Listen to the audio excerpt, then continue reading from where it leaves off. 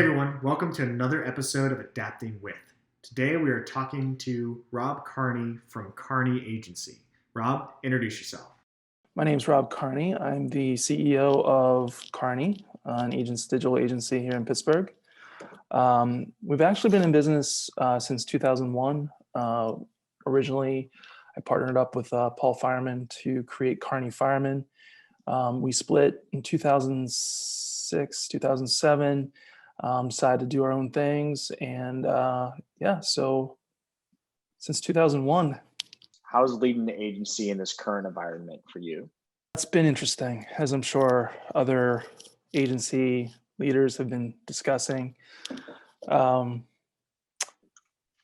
One of the things that has really changed is how quickly we've had to adapt. Um, it's not an environment where you can rest on your laurels. You really need to be quick to identify um, potential holes, issues, and react to them quickly. And not just be reactive, but do as much as you can to look to the future. And when I say the future, I mean a matter of weeks, how things could change for your clients, for your agency, keeping an eye on what's going on in the world and how that could impact your agency. Whereas before, you had a little more time, whether it be from an HR standpoint or a client acquisition standpoint. You could be a little more methodical. And obviously having a method is even more important now, but being able to respond a little more quickly is what's going to keep us in business at the end of the day. How has the communication changed between, you know, obviously, you probably saw each other more on a regular basis, those that you work with, but now, that might be a lot less or maybe not at all in person. So how has that communication changed with, your team as well as your clients? Yeah, Slack is everybody's best friend now. And I think that we probably have more meetings now than ever before because it's just so much easier to jump on a Zoom call. But that being said, for me personally, mean, I love building things. I love building companies, not just an agency. And why I love it so much is the opportunity to put people in places to succeed. And that's easier to do when you are um, able to, at any point during your day, jump off of what you're doing, out of your list, and being able to talk to somebody ad hoc on a whim, if not distracting one another, but being able to cheerlead is something that I miss. I really miss that. And so now it's much more it's even more imperative to take and schedule that time out. I've found that we are, so now I'm setting time aside each week to talk to individuals, not just during a production meeting with everybody or a stand-up call, but dedicating time to talk to everyone just between the two of us as much as possible. 15 minutes, 10 minutes, sometimes that's all it takes. But that is a big change in the way that I like to communicate, that's been our culture in the past, is to be very tight knit, family like, and that's taken a big hit, that portion of our culture. So now, you know, scheduling that time to communicate, even if it's outside of work related items. That's some great insight, being more intentional with that kind of communication, easily lost in the environment we're currently in. What was your policy before COVID as far as working from home, and how has that changed now? Actually, since the pandemic, we've instituted unlimited vacation. But even before that, it was, hey, if you need a day, take it. If you have a doctor's appointment, take it. If that means working from home makes that an easier day for you, do it. We're all adults here. One of the criteria and one of the pillars for hiring here at Carney is that you're um, you're a hard worker and you're ambitious. Those people don't need to be parented. They know what they need to do. So now that pretty much everybody's working from home, that attitude hasn't changed.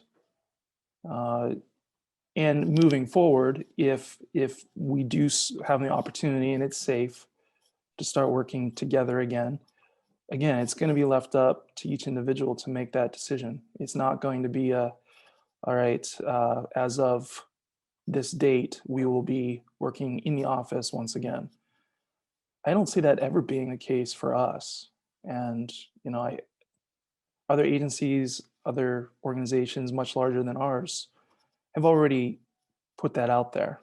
Yeah, and that kind of leads me to, just thinking about the nature of working together, like the creative sparks that happen, that kind of interaction. You spoke a little bit about how you intentionally are setting up calls one-to-one to kind of try still foster that a little bit. But is there anything else that you found to kind of continue that, how those creative sparks kind of fly in person that you've been trying to implement virtually as well that's been working other than the one-to-one calls? Yeah, there's more of I'm seeing on my calendar more regular meetings for specific topics. So, for example, with our own internal marketing efforts, we have a dedicated meeting every week with selected team members to set aside time to brainstorm. Whereas before, it might have been a little more ad hoc.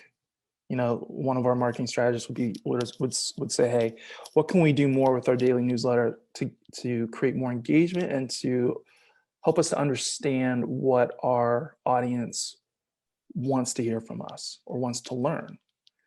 And we could quickly go to the wall of whiteboard here at the office, and we could hash something out with a couple developers and spin something up pretty quick. Now it's definitely more of a regimented look. We got to set aside time. We can't let this slip. We need to keep that going.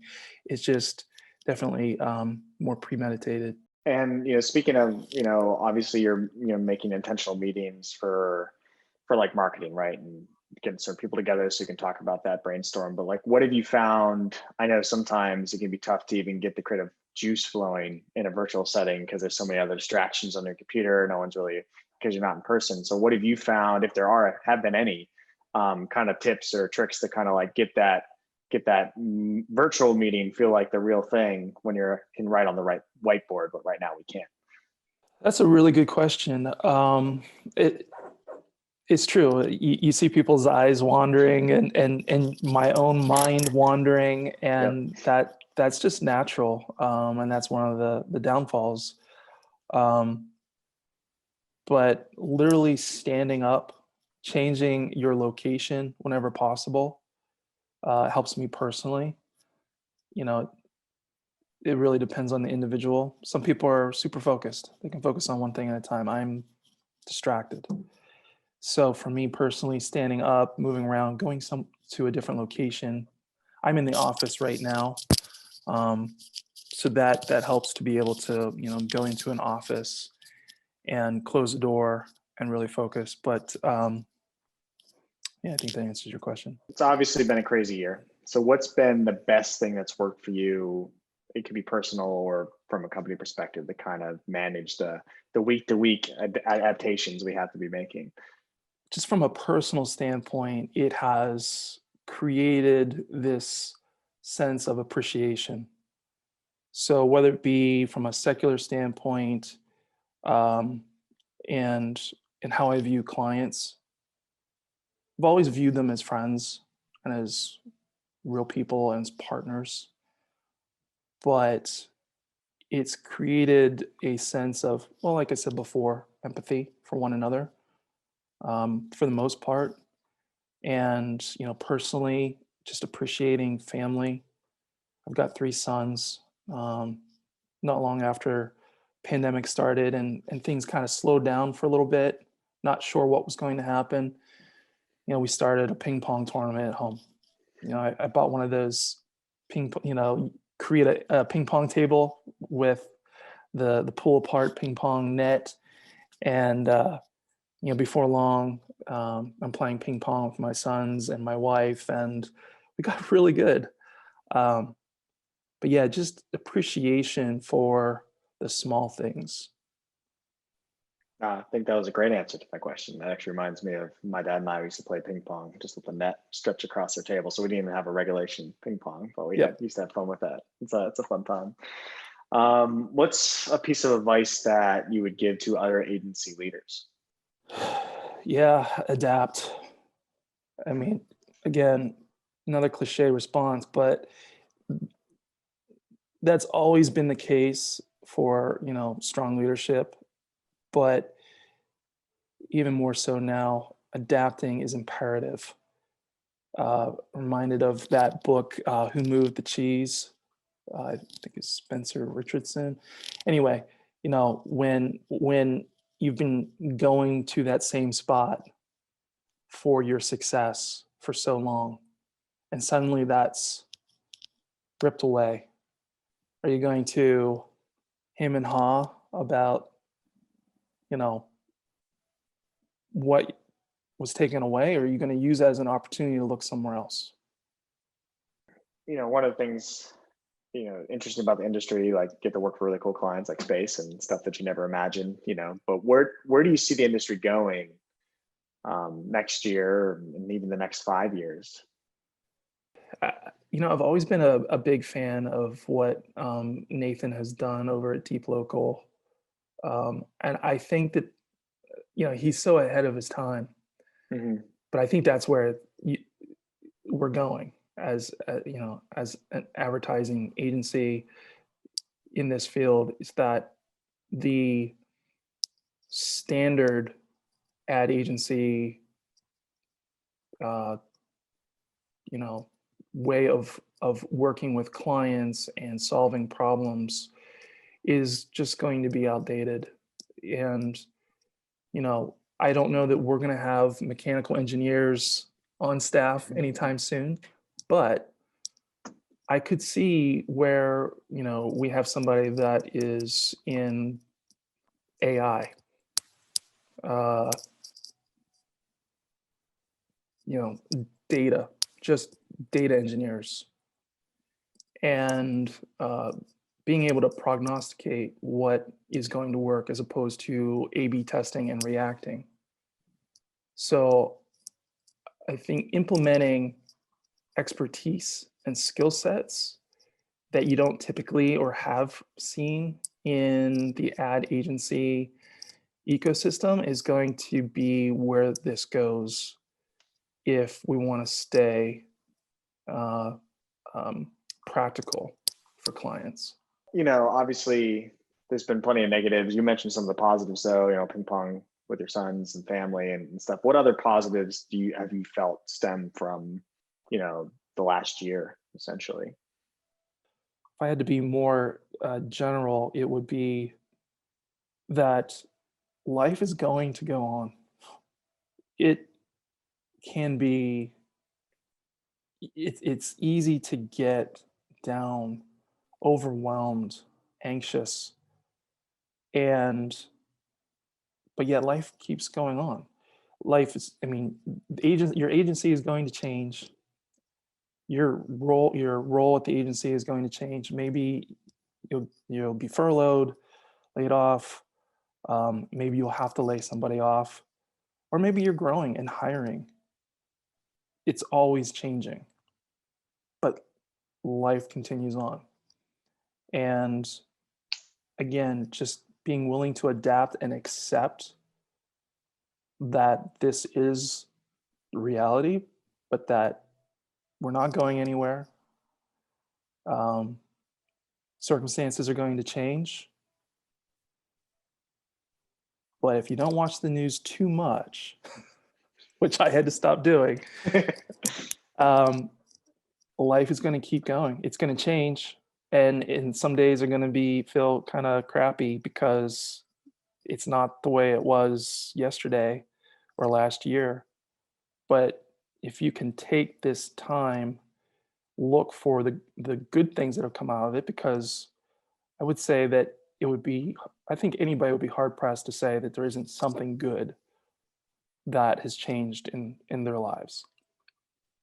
If you focus on that and then look forward to the time when, uh, pandemic won't be the issue. Maybe there'll be other issues. There will always be other issues that we're dealing with as a society.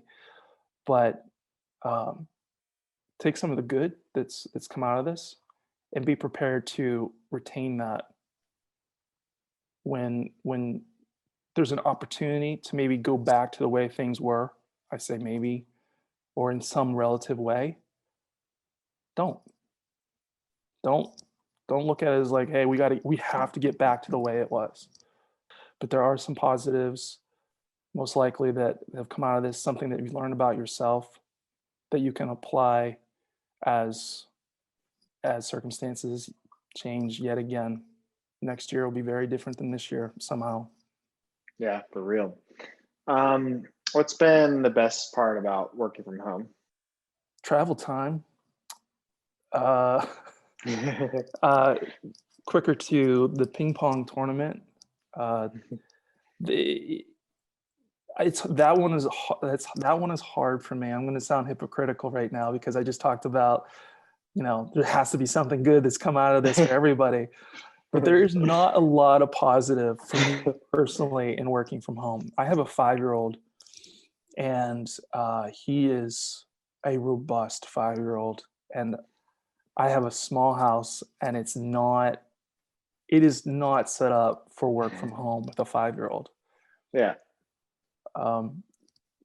So unfortunately, I don't have a positive there, other than you made a point earlier where sometimes it's helpful to change your location as long as it's safe. And there are, whereas before this, I would be at the office every day, 5 days a week at least. And there have been days where, I had to work from home, whether it be early on because, we weren't sure what was going on. We didn't know enough about this and how to be safe or feel confident in being safe.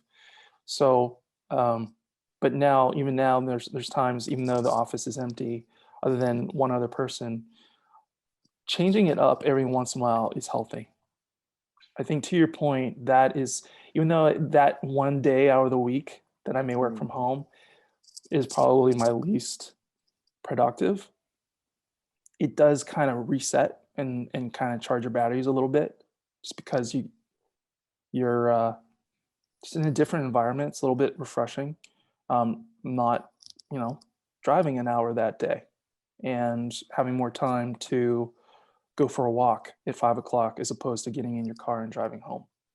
No, that's great. That pretty much wraps up the interview. All right. Thanks a lot, Nicholas. Rob, thank you so much for your time and the wonderful conversation. It was truly a pleasure to speak with you. Folks, I hope you enjoyed it as much as I did. As you know, we have more of these yet to come. So like, subscribe, follow us on social media. Don't miss the next one, and I'll see you next time.